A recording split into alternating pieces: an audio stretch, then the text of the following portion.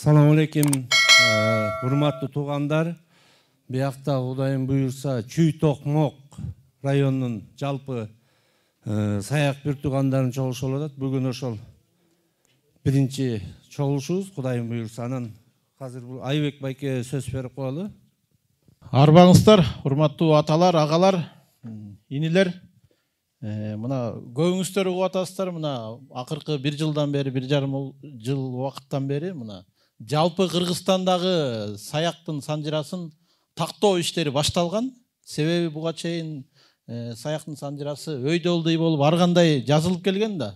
Эми ошону бирдиктүү тактап, баарын иликтеп, жиликтеп тактап чыгып, анан келечекте ушу жакынкы жылдары ушу саяк энциклопедиясын 5 том болобу, 10 том болобу, мына ошону алдыга жылдыруу иштери башталганда, мына ушул иштин башында баягы мурдатан ушу Кыргызстанда мисалы жанагы 40 уруудан ар бир уруунун чоңу болгон ушунун өкүлү дейбиз, ошол ынтымак бар да. Ошол биздин өкүлүбүз Жаныбек Мойноков деген агабыз бар эле. Мына тилекке каршы 2-3 ай мурун көзү өтүп кетти. Мына ошол агабыз бар да, мына ошол иш башталып жолго коюлган. Мына былтыр мына 1 жыл убакыт болуп калды. Мына жанымда турган биринчи тааныштырайын, мына Байыскан Айтыбаев, мына Кулжугачтан, бул Жумгалдагы Чекир молдо, андан ошо Чекир молдон Кулжугачтын ичинен жанагы Түлкү Баатырды билесиздер да. Ошо Түлкү Баатырдын иниси Мурат уулу да, Мурат уулу деп коюшат. Андан кийин мына бул аксакалыбыз болсо, мына бүгүн эле көрүшүп таанышып атабыз өзүбүз. Мамытов Абдыбар деген аксакалыбыз, бул ошо Кулжугачтан Айдарбегинен кетет. Мунун атасы Мамыт молдо чоң молдо болгон, тиги чоң санжырачы, чоң молдо, илимий адам болгон да, илимпоз адам болгон. Абдан билимдүү, мына өзү айтып берет. Андай мына Камчыбек Исраилов байкебиз Ысык көлдөгү саяктардан, ошо Каба саяктан, ошо Шыкмаматтан келет. Өздөрү тууралуу азыр кенен сөз алганда айтып берет да. Мен болсо ушу атым Айбек, фамилиям Шамышкеев. Ушу мен дагы ошо Жумгалдан болом. Жумгалда жанагы ушу Качке Батырдан кетебиз. Биз Качке Батырдын эр алдысынан. Ушу Качке Батырдын 13 уулунун ушу бир уулу, кичи уулдардын бири, ушу Байботон урпактары ушу Токмокто жашайт да. Алар келген жок билбейм, ушул жакта бар да. Анан мына ошол иш башталып 1 жылдан бери ушул Байыз байке баштап, Камчыбек байке баштап, мына бүгүн келе албай калды. Мураталы Ишыков деген дагы санжырачы агабыз бар. Үсөн Момункулов деген дагы ушу Кетмен төбөдө санжырачы агабыз бар. Мына ушул агалар Токтоналы Дегенбаев. Мына ушул агалар 1 жыл мурун ушу жалпы Кыргызстандагы саяктардын санжырасын иликтөп башташкан. Экспедиция кылып, мындайча айтканда, ушу биринчи ушу түндүктөн башталып, мына Байыз байкелер баштап, ушул кыштын кыраан чилдесине суугуна карабай, ушул Чүйдөн баштап, Жумгал, Актала, Нарын, Ысык көл, Суусамыр, Токтогулга чейин барышканда. Андан кийин тилекке каршы карантин болуп, түштүк жактагы саяктарга жете элек да. Мына карантин алынгандан кийин кайра ушул Чүйдө аябай көп экен да саяктар. Ушу экспедиция уланып атат да. Мына бүгүнкү дагы келген максатыбыз ушул да. Эми сөздү көп узартпайын, эми калган сөздү ушул Байыз байке берейин. Мына дагы айтып кетчү нерсе жана жогоруда айтпадым, ушу Жаныбек байке өтүп кетти депчи. Саяктардын башында турган киши эле. Мына ошол өтүп кеткенден кийин ошол саяктардын төрагасынын милдетин мына Байызхан Айтыбаев байке аткарып, мына ишти жүргүзүп атат да. Байыз байке сөз берейин, сизден баштайсызбы?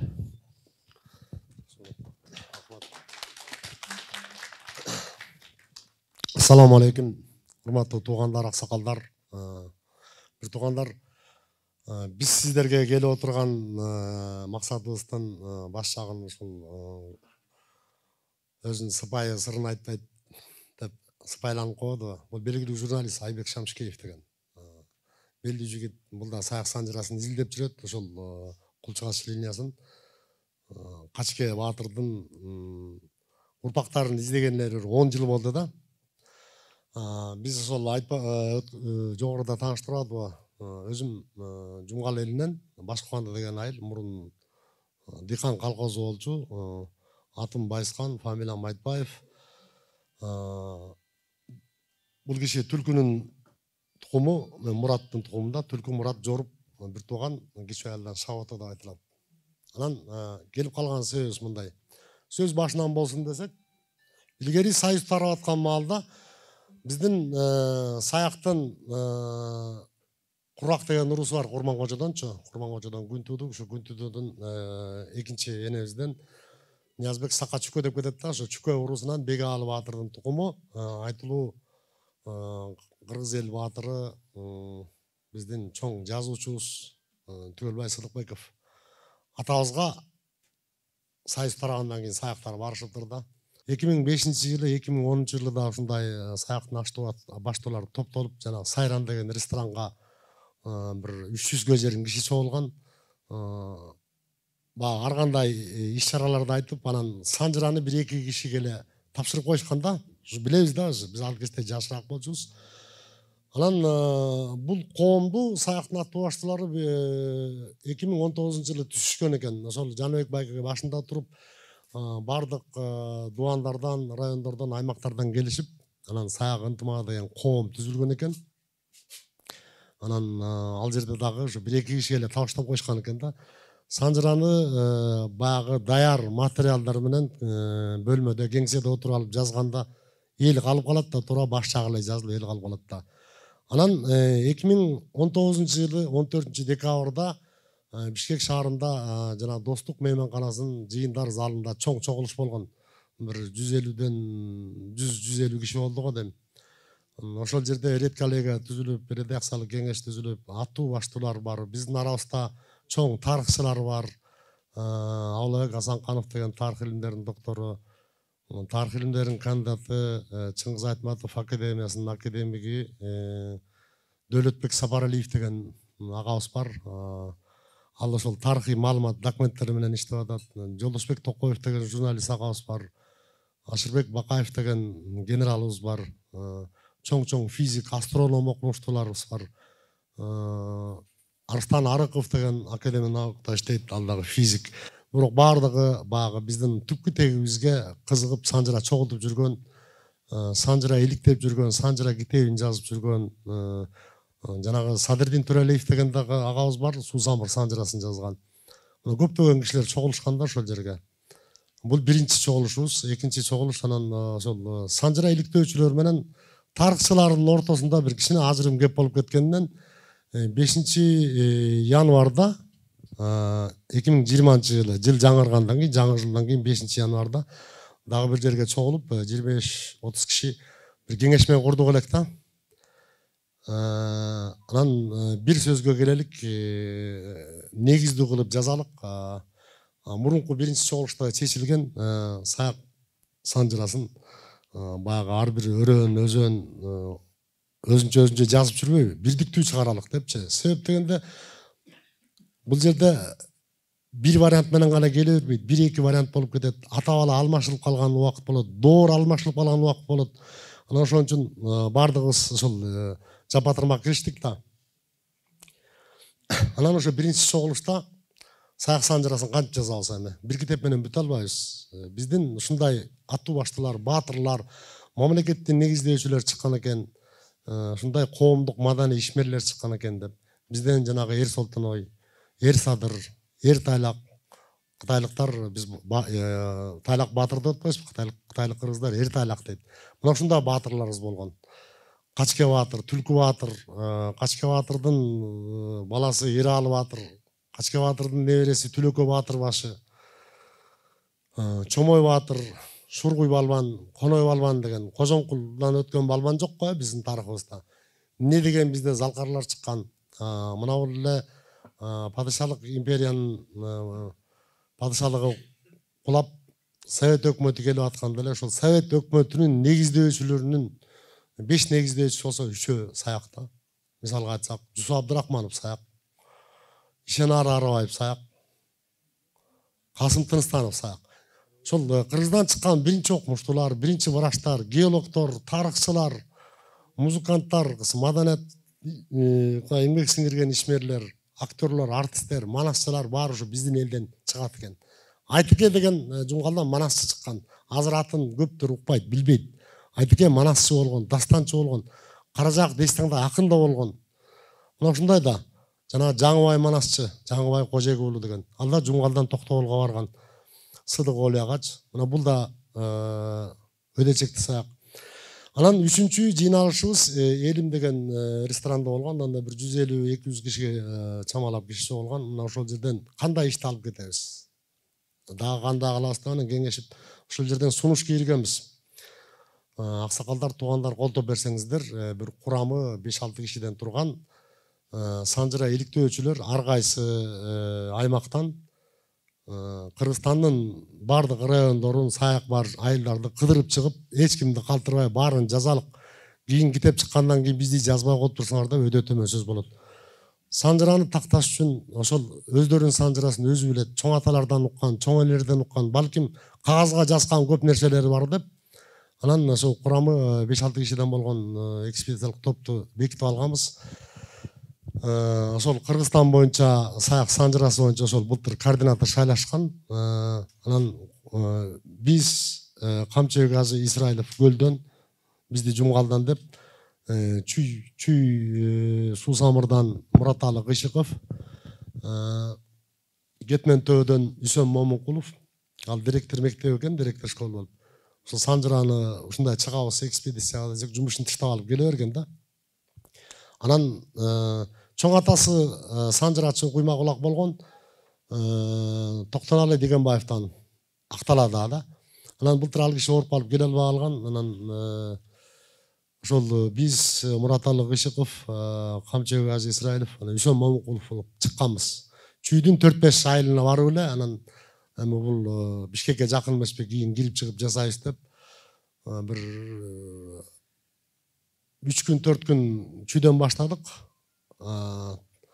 Таштөө айылына чогулушту. YouTube каналда бар, биздин Саяк санжырасы деген YouTube каналыбыз бар. Ошондон YouTube'дан ачсаңыздар көрөсүздөр. Аламүдүн районунун ошол Воронцовка Таштөө деген айылына уже 5-6 айыл чогулуп ал жерден да жыйын курганбыз. Анан көлгө бардык. Көлдүн санжырасы мындай көбүн эсе тагыраакта деп, бир 80% тагыраак деп, ар кайсы жерге токтогон эмеспиз. Ошентип кыдырып эле андан ары өтүп Күрмөнтүгө бардык. Бер жактан Чырпыктыга кайрылдык, Тамчыга, Күрмөнтүгө бар, анан Кең сууга бар, анан Чышкан деген айыл бар экен, ошол жерде 80 түтүн саяк бар экен да. Көлдүн айыласынын бар эле саяк ар бир айылда бар. Жок эле дегенде бир 20 түтүндөн бар да. Ошентип анан кайра Тоңго келип, жанагы азыркы Боз үй жасап атпайбы? Бул илгерки тарыхый аты Актерек, азыркы аты Кызыл Туу. Сайзоанда Кызыл Туу калгасы болгондо. Мына ошол жерде Катаган Саякбыз дегендер бар, Меңдикулдун тукумдары. Жанагы Алыбек Баатырдын, Ажыбектин агасынын Ботугурдан тарайт да. Кетирекей, Ботугурдун Кетирекейден. Ошол жерге бардык. Анан Чолпон Атага келип, ал жерде да бир 200 түтүн Катаган Саякбыз дегендер бар. Анан ошол жерге жыйналыш курдук. Алар чоң Атаганга кошулабыз деди. Жок, санжыраңар мындай, чоң Атаганга кошулбайсыңар. Саяктын да Катаганы болосуңар. Түгөлдүн Маңгытынан, ошо Маңгыт атабыздын 3-чү аялы Кызыл кыз энебиздин да ошондон туулган балдарсыңар деп ушинтип айтып келдик. Анан бул Айбек жөнүндө да айтпап турум, бул дагы ушул санжыра иликтеп жүрүп, жанагы Мыскал эжебиз, Мыскал Өмүрканова, Кылым Авазы деген китептин автору. Анан дагы Касмалы Осмонов деген аксакал бар болчу. Ушунун кол жазмаларын бага уулу жыйнап койгон экен. Ошону редакциялап жаңы дагы бир китеп чыкканда, аты кандай эле? Айкөл Манастын Айкөл Манастын урпактары деген да. Анан ошентип андан ары сапарыбызды улап Нарын районунда болдук. Бир күн Актала районунда болдук. Актала районунун 85% саяктар. Анан Атбашыда Актала районунда жанагы Токтоналы Дегенбаев деген аксакалыбыз ошол жакта координатор район боюнча. Алардын өздөрү биз барганга жерине жыйналышын өткөрүп, аябай жакшы уюшуп, өздөрүнчө фонд түзүп ортого ошентип коюшканда санжырасын тактап атышат, Кудай буйруса. Анан Атбашыда саяктар жок десек, Атбашыда биз угуп жүрчүбүз, Карасууда бир 15-20 түтүн бар депчи.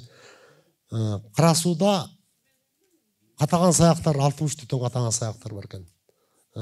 Бул Молда Шакир атабыздан бери айтсак, Молда Шакир, Эшен Карек, Молда Шакир атабыздан бери айтсак, Куртка Түгөл, ошол Түгөлдүн баласы Маңгыттын 3-чү айылынан өтпөй Свенестен. Ошондон Сүйөркул, Казыкул, Эсилкемиш деп кетет. Сөркулдан Бокой Олжо болот. Ортосунда анан бирди унутуп калдым.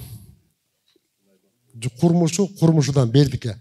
Ошо Бердикенин тукумдары экен. Эл алтымыш түтүнчү. Аны ажыкем шашпай айтып кетер. Аябай сүйүнүштү да. Анан жолуке саактар бар экен. Бул Кулчугачтан Кулчугач атабыздын байбичесинен тараган кара болот, саа болот. Жолуке коюп кетип атпайсызбы? Жолукеден 60 түтүн ат башынын ак музунда. Анан Кочкор районуна келдик. Кочкор районунда жанагы Мантыш, Актала, Кумдөбө, Дөң Алыш, Комсомол, дагы кайсы айылдар бар эле, Шамшы, ушу көп айылдарда саактар бар да. Анан ал жерден ошол Дөң Алыш айылына барып, Мантыш айылында ушу бир 5-6 айыл чогулуп жыйналыш курганбыз. Ал жерге да район боюнча бир координатор шайлаганбыз, анан Жумгалга бардык. Өзүңүздөр билесиздер, Жумгал районунун саяктардын кайнаган жери. Кээ бири айтат ошо 99-100% деп. Биз айтабыз 98%. Башка уруулар да бар да аякта. Жумгалда 7 күн жүрдүк. Жумгалдын администрациясы, райондук администрация бизге жардам берди. Айбек инибиз ага биз жөнүндө кабарлап коюптур. Ар бир айыл өкмөттөр тосуп алып, ар бир айылга координатор шайлап, сизге окшогон аксакалдар ошол орто муун, жаш муундан чогулуп Жумгалда 7 күн жүрдүк да. Суусамырда 2 күн болуп, анан Кетмен төбөдө бир 6 күн жүрүп калдык. Анан жанагы Кудай Тааланын эле буйругуда кара тумоо келип калып, думуктурган пандемия, анан жолду жаап салды, ошончо келе бербейбизби? Келе берип, бирок биз жай бою тынбай телефон менен иштешип аттык. Онлайн кылыпчы, 5-6 киши сүйлөшүп дегенде мында кылып. Анан быйыл жайында, август айында Камчыбек ажы өзүнүн үйүнө чакырып Чырпыктыга. Ал жерден 2 көрсөтүү тартканбыз. Бир элдин атак даңкын ошол элдин баатыры, күлүк аты, сулуу кызы чыгарат деген кеп бар, туурабы? Аксакалдардан, карыялардан калган. Анан ошол жерге барып 2 күн Алыбек баатыр жана Тайлак баатыр деген 2 тасма тарттык. Алда YouTube каналда бар. Ошо бардык жерден чалып атышат. Саяктар биз түндүктө эле деп ойлойбуз. Кээ бирөөлөр саяктар Жумгалдага деп ойлойт да. Саяктар көлдө, Нарында, Ат башыда, Таласта, Жалал-Абадта, Ошто, Баткенде, Алайда жок деп жүрчүмүн. Алайда да бар экен, алардын да дарегин таап атабыз.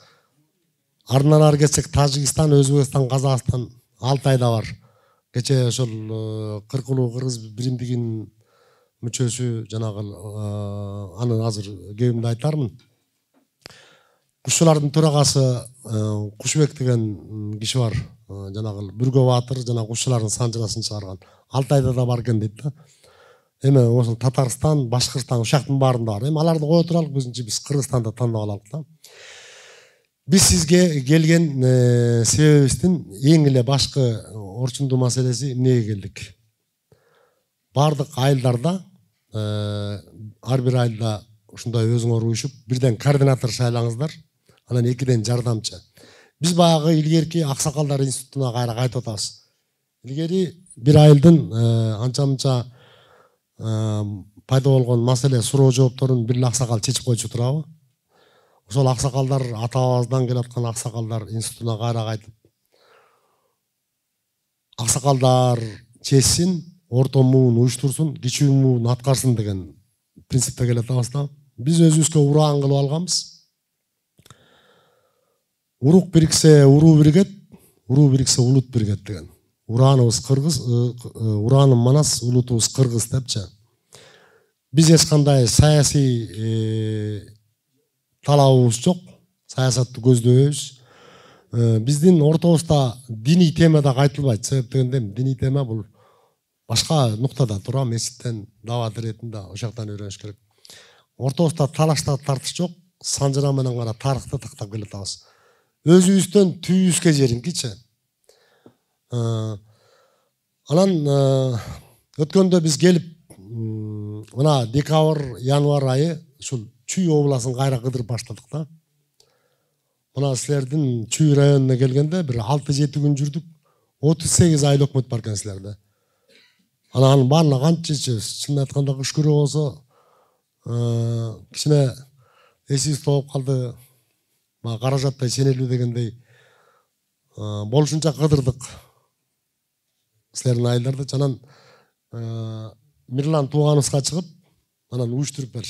Өзү больницада жатыптыр. Пандемия болуп калыпчы. Больницадан чыгайын деди. Сен ошол чүй токмокко координатор бол. Ар бир айылдан уюштуруп бер деп анан Дүйшөнбек аксакалга да чыгдык. Дөң арыктан экен. Ошентип анан ушул жерге келип отурабыз да. Сизден жардам сурап келгениңиздин себеби жардам бериңиздер. Ар бириңиздер өзүңөрдүн жет атаңызды жакшы билесиздер, туурабы? Жет атага жерин апарсаңар, андан ары биз кошобуз да калганынча. Анан ошол жанагы саяк санжарасы деп атпайбызбы, ынтымак коому депчи. Себеп дегенде жок, саяк ынтымагы деген коом түзүлгөн да. Биздин эми максатыбыз өзгөрүлүп кетти да. Санжараны тактайлык деп. Анан биз коомдун атын өзгөртөлү деп кайра жаңы устав, жаңы печать даярдатып атабыз. Бул минустан өтөбүз, Кудай буйруса. Чоң чогулушубуз болот. Саяк санжарасы деген коомду кылалык. Ушул боюнча санжара менен кетелик деп атабыз да. Себеп дегенде саяктардын башы саясат менен бирикпейт, акча менен бирикпейт, эч нерсе менен бирикпейт, дин менен да бирикпейт. Биздин эмебиз ушундай экен, өзөктүү жерибиз. Биз санжара менен кайра биригибиз келгенбиз.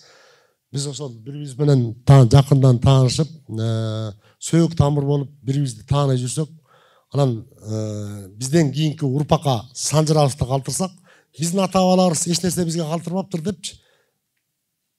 Тегин билбей калбасын деп анан ушул ишке барып атабыз да. Анан ар бир айылдан координатор өзүңүздөр азыр кеңешесиздерби, кеңешсеңиздер телефондорду бизге берип койгуңуздар да. Эми силердин район Токмок чүй району боюнча тигил азыр Мирлан тууганыбыз деле кармап турабыз. Өзүңөр аяна жерин чыгарасың го. Анда ушуну чогулдуңар да баардык айылдыктардын. Анда ошо Мирланды колдоп кол көтөрүп шайлап коесуздар анда. Мирлан тууганыбызды. Туркбай Мирлан.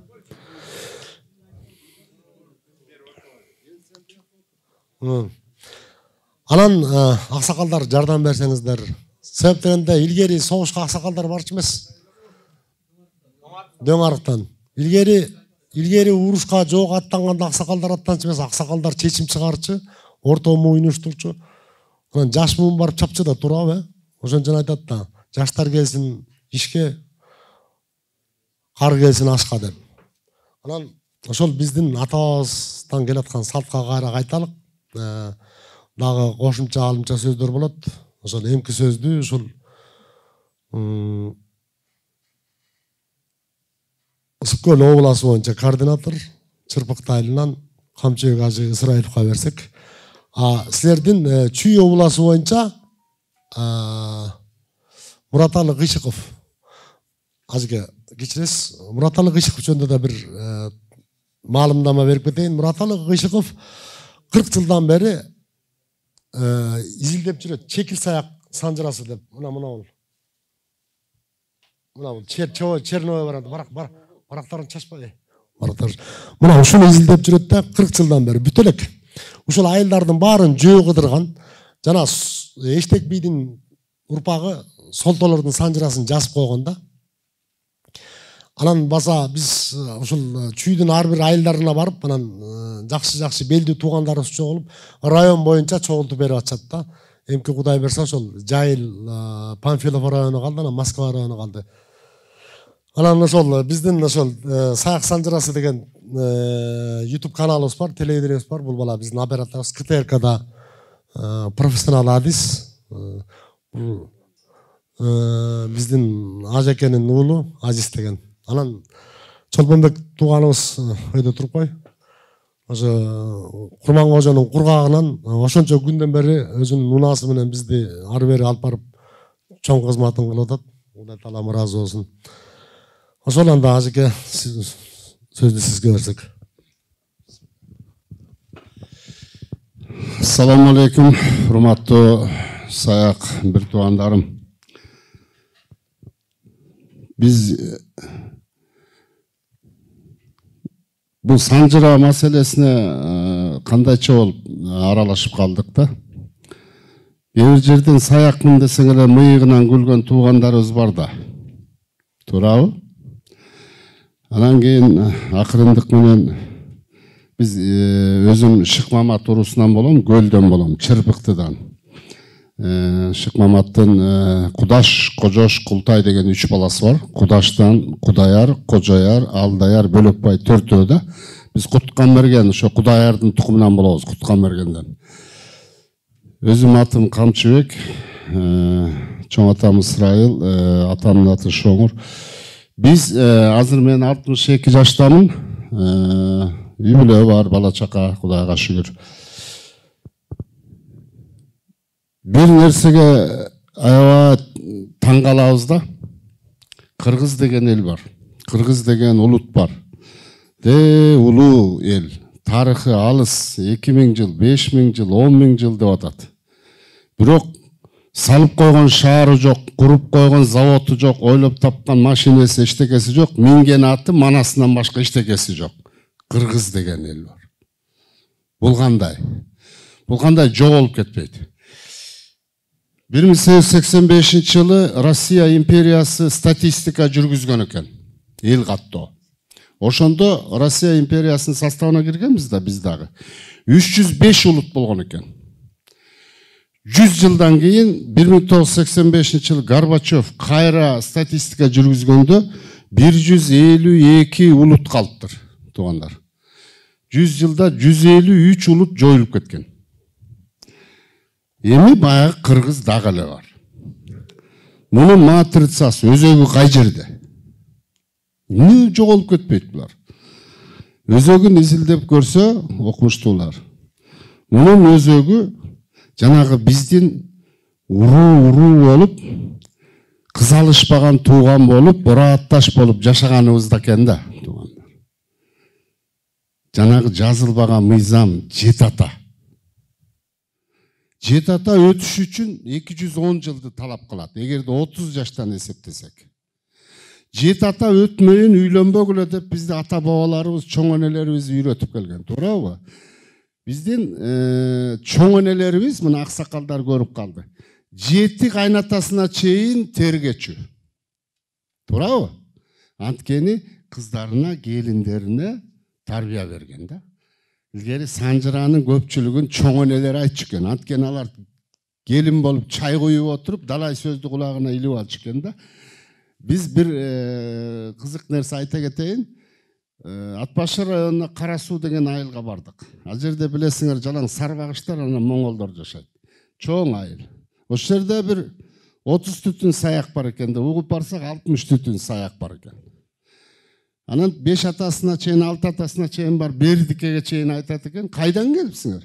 Ай, билбейм, Жумгалдан келиптирбиз. Ар жагын билбейт, кайсы эл экенин. Анан айтып отурабыз.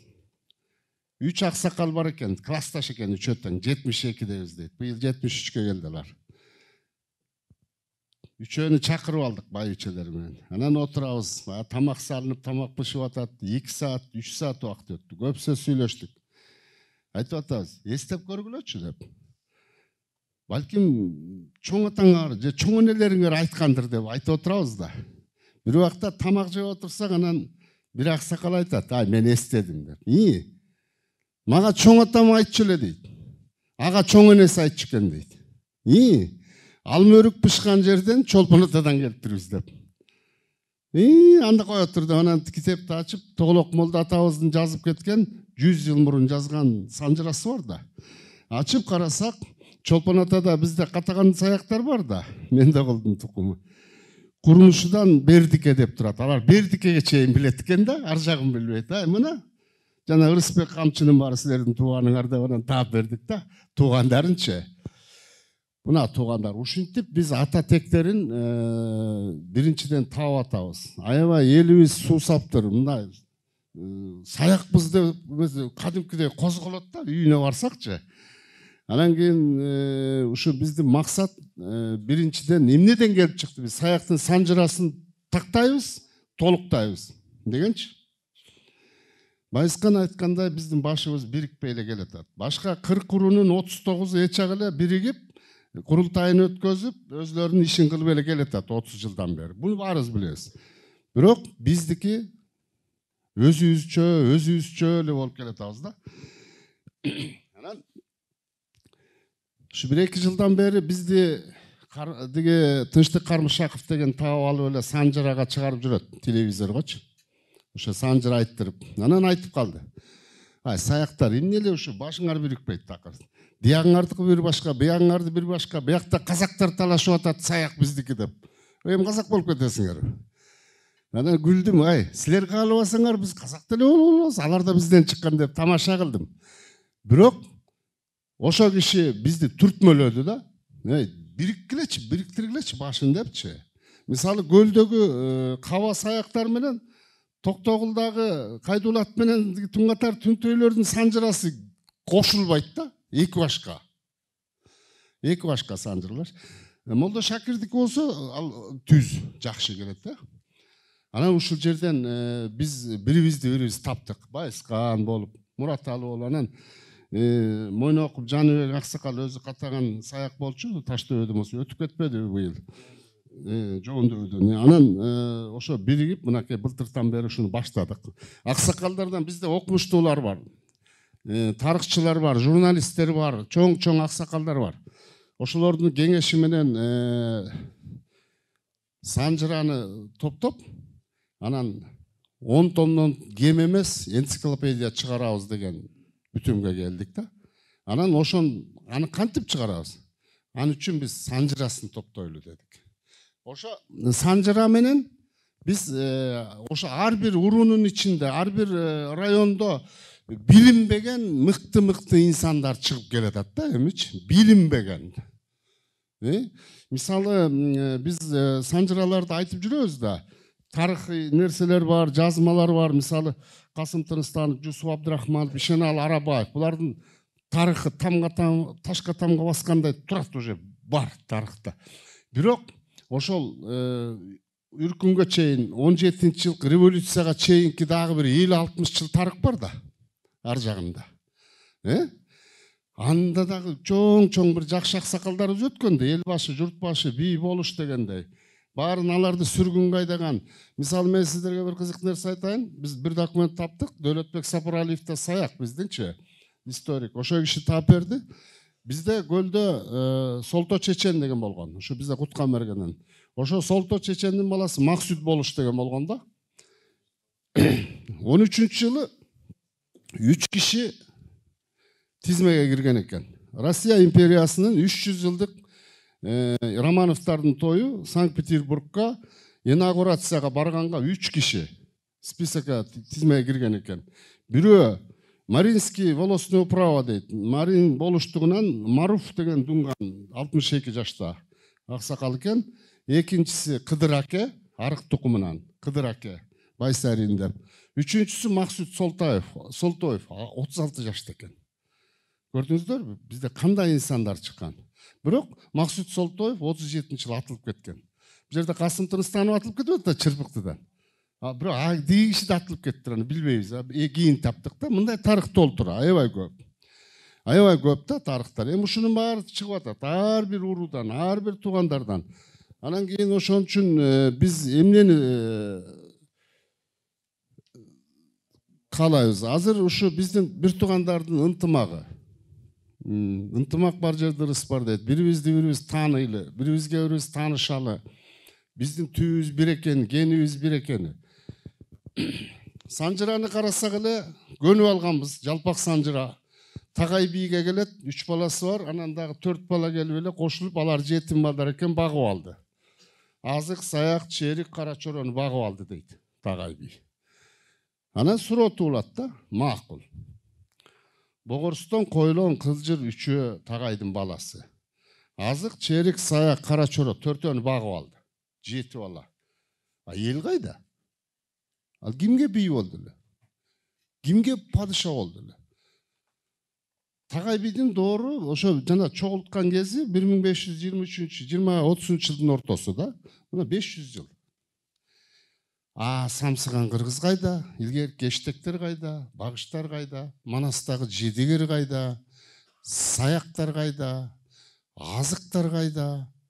Башка 40 уруу кайда деген суроо туулду да. Мына ушул жерден анан Санжыра ушинтип башталат да. Биз Тагайдын баласы эмеспиз. Биз ар жактабыз. Тагайга саяк эли келип кошулган, азык эли келип кошулган, кара чоро эли, баарындар келип кошулган. Мына могу чүйдө баарын дегендер бар, мен билген жерлер бар. Кошкоргондо бар, баарындар. Баарындар мынакей кече күнү Кушубек байке айтып отурат, баарындар Алтайда, тоолу Алтайда аябай көп. Баарын айыл деген сөз, баарындардын айылы деген Барнаулда отпойбу? Баарындардын айылы деген сөз экен. Бул бир эле кара чоронун тукуму кылып коюшкан мындайчы, жалпактап эле майдалап салышканда. Ошон үчүн туугандар, биз түйүздү табалы. Түйүз жазылуу. Мына көп тарыхый китептерде бар экен, маалыматтар бар. Мынакей биздин Айбек аябай изилдейт мындайларды. Бизде жана Дөөлөтбек Аксакал бар. Көп санжырачы, тарыхчы адамдарыбыз бар. Ошо биздин аркы түпкүрүбүздү, ар жактан бери келетканыбызды тарых кылып чыгаралы урпактарга, кийинкилерге. Биз момундай элбиз деп. Демек биз сактардан бери келеткен, сак доорунан бери келеткан ошо сактардын калдыгыбыз дейт. Мына Түгөлбай Сыдыкбеков Аксакалдын айтып кеткен жери бар.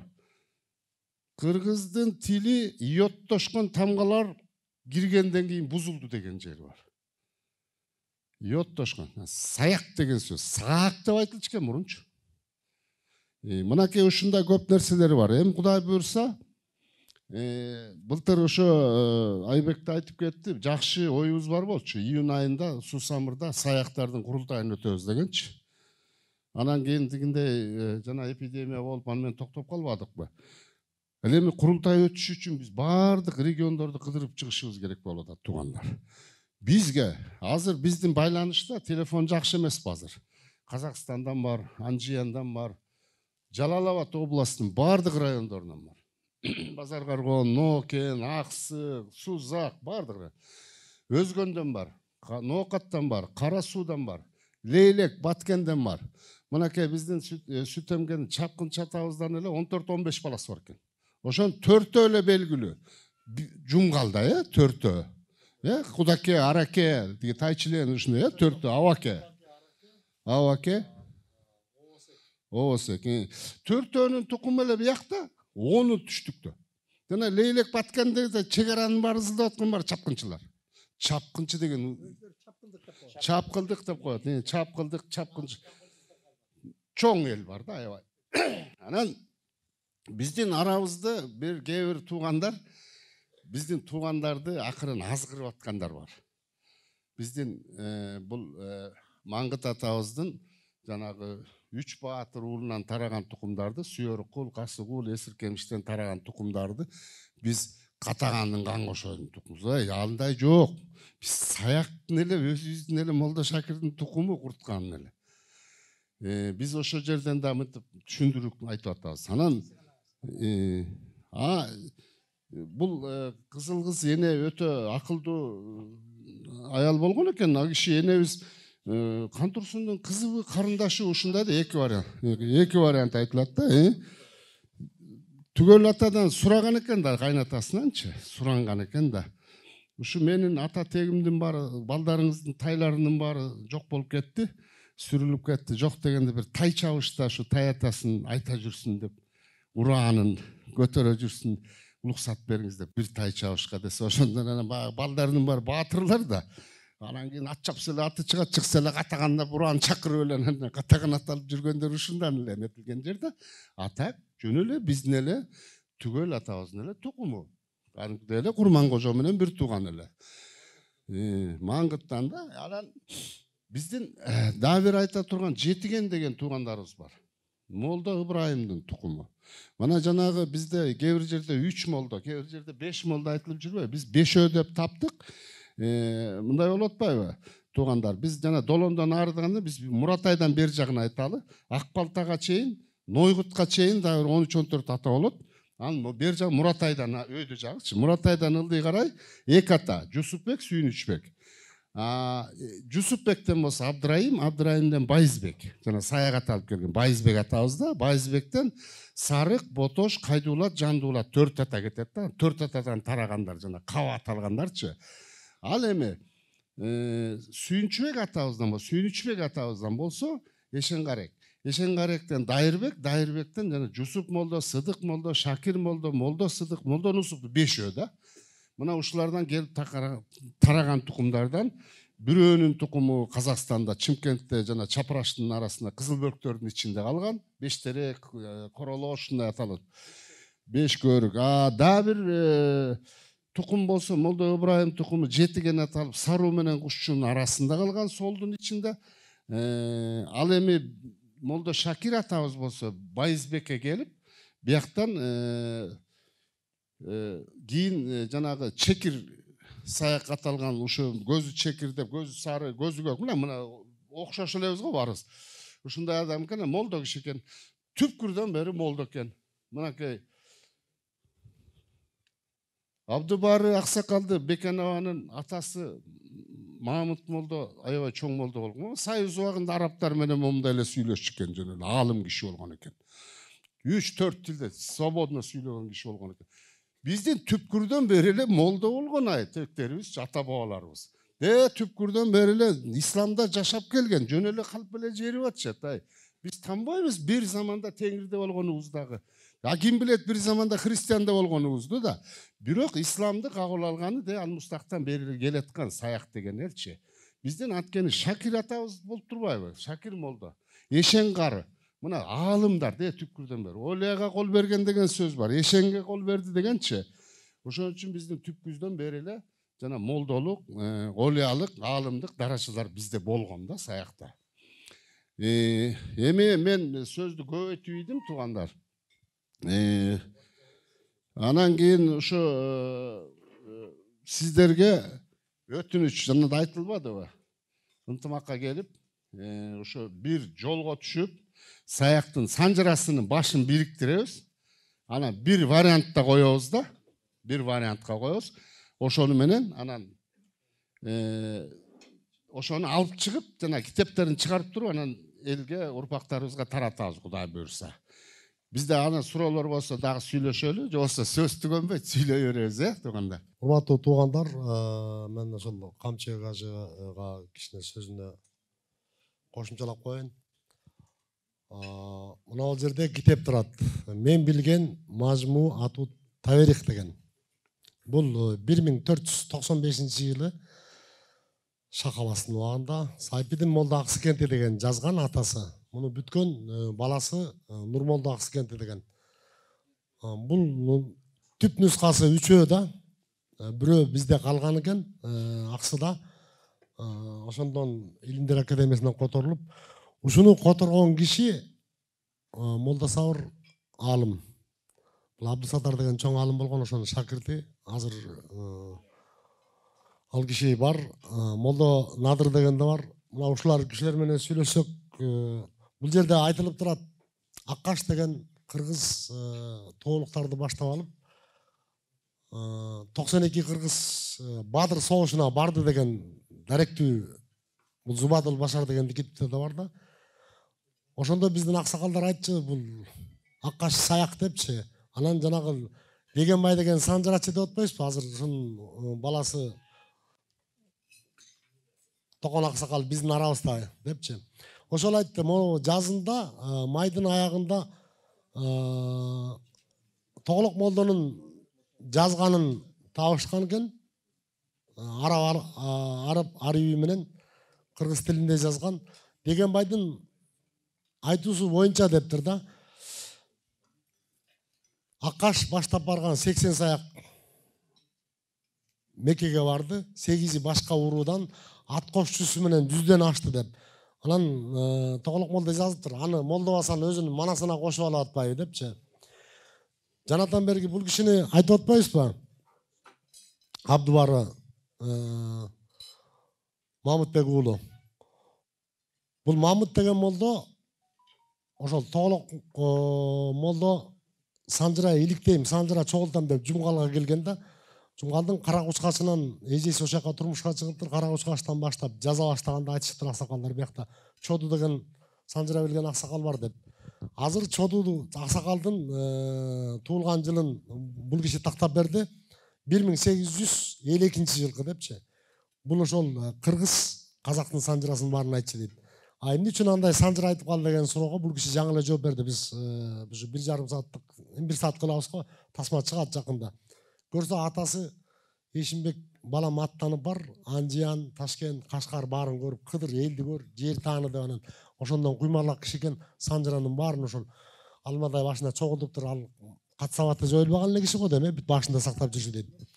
Анан ошол Эшимбек уулу Чоду Тоголок молдого ушинтип айтып берип атканда бул кишинин атасы Мамыт Кары алым киши болгон экен, жазып алыптыр. Анан Абдыкалык Чоробаев келип дагы Чодудан, Чоду Аксакалдан санжыра жазып атканда дагы экинчи жолу жазып калыптыр. Атасынан уккандарды жазып бул киши жанагы көчмөндөр кагылышын айтып атпайбы? Көчмөндөр кагылышынын көп жери мындай искаженный болгондо өзгөрүлгөн, чындыкка далы келбеген жери бар. Көрсө 6 жолу чыгартпай коюптур, ал китепти кайтарып, сайыз болгондо цензура болчу да. Анан өзү мойнуна алып туруп бул киши айтып атат. Бул кишиден ошол Кален Сыдыкова да алып тур, кол жазмаларынча. Анан Кудай буйрса ушинтип элди аралап, баягы кулачыбыз кеңейип, санжырабыздын тактоосу дагы эле ишке ашып атат. Анан жанагы Ажыке айтпадыбы? Эл кайда депчи. Биз өткөндө мына кече жолугуп, жанагы бул азыр Кыргызстанда санжырачы деп айтсак болот. Бир азыр айтып атпайбы, унутуп калганымдан кийин бир 5000 кишинин атын айтам депчи, 5000 аталыкты айтам деп. Жанагы Тынчтык Карбышаков. Бул Акипресс 24 бар эмеспи? Ошонун Кабар ТВсында зам директор, өзү санжыра программасынын негиздөөчүсү. Ушул киши менен ошол биз айттык, биз Акбалтага жерин барабыз деп, анан кече жылдарды сүрүштүрүп ушул китеп боюнча. Анан Аккашка жерин барды. Аккашта биздин атабыз десек, макул деди да. Мойнуна алды себептен да бул тарыхый эме турат да, жазылган нерсечи, кол жазма. Анан жанагы бизде Адыгенеге Тагайга такап эле айтып атышпайбы? Адыгене 1470-жылы төрөлгөн инсан да бул. Мухаммед Кыргыз деген ат менен калып калган. Ошондо дейт, Адыгененин ставкасы Барскондо болду. Тагайдыкы. Адыгененики Кой Ташта дейт да, Ташкент айтат азырчы. Саяктардан чыккан Байызбек Баатыр 5000 кол менен келди дейт. Анан азыр Ажыкем бул кишиге суроо берди. Канча эли менен келиптир десе, мен атам айтчу эле, ошо Чоду Аксакалдын айтуусу боюнча дейт. 30 000 түтүнү менен келген депчи. Жалпак санжырада Байызбек тентип келаттыр, азыкты көрүптүр, анча-мынча продукция бар экен, аны повар кылып алыптыр, тигинин колунда макиси бар экен, оружиеносыз. Черикти телохранитель кылып эле төртөлө келип анан ушундан эл болуп кеткенбизби? Мына Аксакал айтып атат. Бул архивный материал бар. Кудай буйрса мурунда казып алып чыгабыз го. Байызбек Баатыр 30 000 кол менен келди дегенчи. Бул тарыхый дата болжолу менен 1523-25 жылдар. Кече да Тынчтык Карбышак менен ушуну тактадык. Анан бул Аксакалга Ажыкем суроо берди. Бул Аксакалга суроо берди. Канча түтүн менен келиптир? 30 000 түтүн менен келчи деп атам айтчы деди. Мына бул киши да ошо куйма кулак экен, көп нерсени жазып калыптыр. Бул киши жөнүндө да азыр силерге кичине кечигип келгенбиз, тасма тарттык. Кайра да барып дагы көп нерселерди айттырабыз го эми. Мен сизди Бакен Байкеде эле издеп жүргөм, көрсө багы азан айтыңыз, атыңыз Абду барып турбайбы? Аны билбей эле Бакен Байкеде эле издеп жүргөнбүз бул кишини. Ошо Алайбек дагы жакшы аракет кылып ушул жакшы иш кылып атабыз, Кудай буйрса. Ошондой туугандар, көп сүйлөп, ашап сөйлөп койсок кечириңиздер. Анан дасторконго бата кылып, чай ичелик. Сиз эле бата кылып коңуз. Келиңиздер. Келиңиздер, эми могу жерде саяк бир туугандар чогулуп атыр. Осмо дасторконго бата кылып коюп анан калган сөздөрдү акырындап сүйлөшө берели. Мен Кудай атабыздын арбагы колдосун. Жумгалдын Түгөлсай деген айылы бар. Ошол жерден болобуз. Эми жумгалдык саяктарды мына азыр айтып кетпедиби? Негизи баарыбыз кыргызбыз. Биринчи кайсыл убакта сүйлөгөндө биринчи кыргызды, улутубузду жогору коюшубуз керек.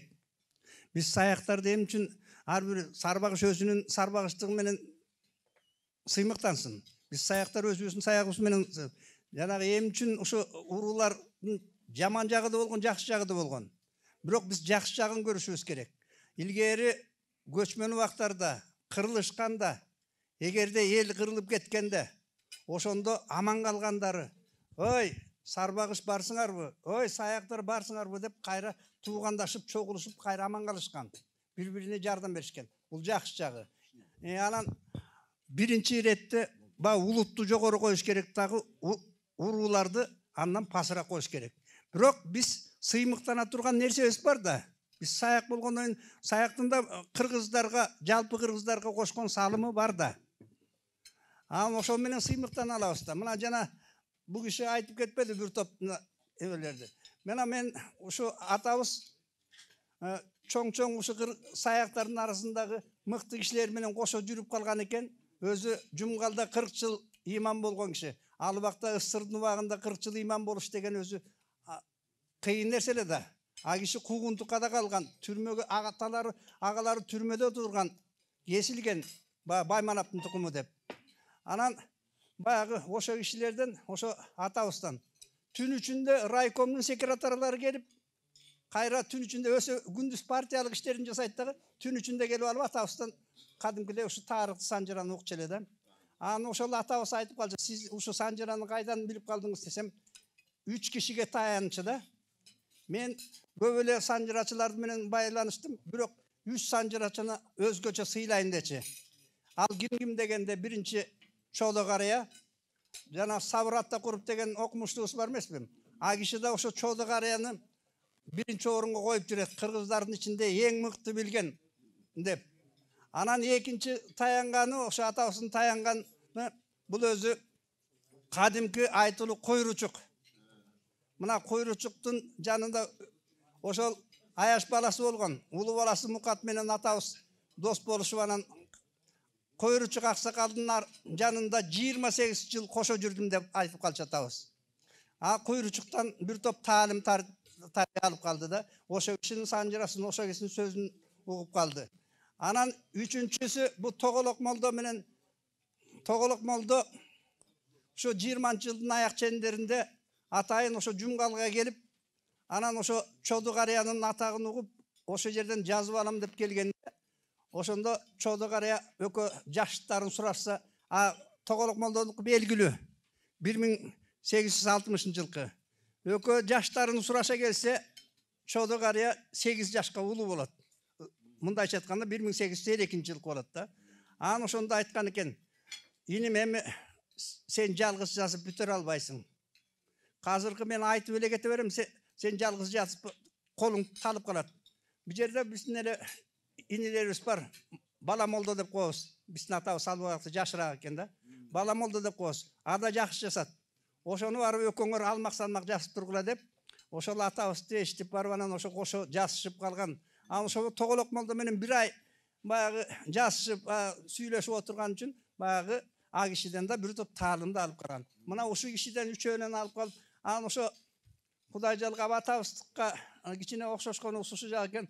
Бизге да Кудай куйма кулакты берип койгон экен. А киши өзү молдо киши болгондон кийин дайыма ороз убагында аксакалдар келип чогулуп алышып, элди мурун пайгамбардан баштап айтсанын кайра баягы санжырага, кыргыздын санжырасына ооп кетип, ошо таң аткыча сүйлөшүп отурар эле. 30 күн ошентип өтчү да. Ошондо мен бала кезимде баягы жата калып, бирде уктап калсам, бирде ойгонуп, бирде уктап, бирок бир жыл эмес да, көп жыл ошентип угуп отуруп, бул өзү баягы магнитофонго жазгандай мээде калып калган экен да. Ошолорду кийин чоңойгондо, эс тартканда атабыздын жазганын кайра жазып атып, кайра эметип атып, толуктап атып, анан баягы топтолгон нерселер бар эле. Анан ушул казыркы ошол мен билген санжыралар, ошол атабыз калган санжыраларды ошо жанагы 3 улуу кишилерге таянып алынган да. Мен өзүм жалпысынан баягы Эшенгаректен тарайбыз да. Эшенгарек эмчүн Эшенгарек болгон, өзүнүн аты Карек эле болгон. Өзүнүн аты Карек болгон. Бирок жанагы молдочулугу күчтүү болуп, жана Куранды жат кайтып, аны ошо Куранды айтканда да жөн айтпай, ошону чечмелеп айтканда. Ошондо чечмелеп айткан кишини Карек Эшендечи. Ошон үчүн Эшенгарек болуп калган. Анан Эшенгаректен анан жанагы биздин атабыз Молдо Шакир, же болбосо Чекир молдо деп коет. Өңү сары көзү көк киши болгон экен. Анан а кишиден Эркектен экеле бала калат. Экеле балалы болгон. Куртка түгөл деген. Анан экөө кайра эки бөлүнүп кетет. Түгөлдүн балдары Курмангожо дейт жалпысынан. Куртканын балдарын Кулжыгаш деп коет. Тиги бул жерден жанагы бул киши айтып кетпеди жана катагандар деп. Айнанайын тиги катагандар менен өтпөгеле. Алардын просто жиени. Катагандын Кантурсунун кызын гана кийин баягы Эрешим кайра келип туруп баягы олжолоп алгандан кийин ошону эми түгөлбай сизем Шарпкула атты биротол эле мага бериңиз эми. Мурун күчүн эле берген да. Мына кара башыл кыз берип атам. Адам берип атам. Дегенден ошо кызын жана Маңыт деген баласын алып берип, ошондон жана Казыгул, Сүйөркул, Эзиркемиш деген жолусу аю катаган деп коет. Ал өзү чоң олбурлуу чоң кишкен маасына булак уктап калчу экен. Ошондой болгон киши болгон экен. Ошо баягы катаганды силер туура түшүнгүлө да, катаган ал өзү саяк эле, бирок жээн саяктар да. Катагандарга жээн, тиги катагандар менен алмаштырбагыла. Ошол менин кыскача айта турганым калган.